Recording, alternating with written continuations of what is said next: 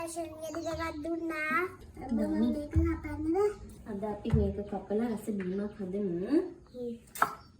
මම කපලා දෙන්න. ඔයා මේක සූරලා දාන්න. මේකේ මුල්ලා දාන්න.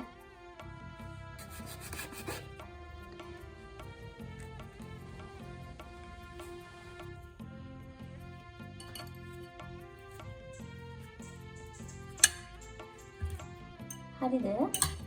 ඉවරයිනේ. දෙවනේ. මේක අපි හොඳට පොඩි කරගමු. මම මේ වගේ තුටි කරලා රසයිද? රස බීමක් හදලා දෙන්න. සුදු මැණිකේ සීනි එකයි ලුණු එකයි ගන්නවද? අම්මා අයියෝ.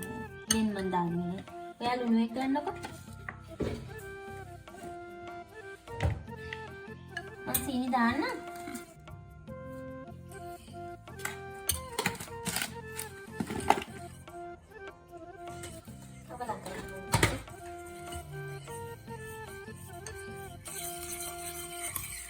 උත්තේ මං කිරි එකක් හදලා තියෙනවා ගන්නකෝ. දෙන්න.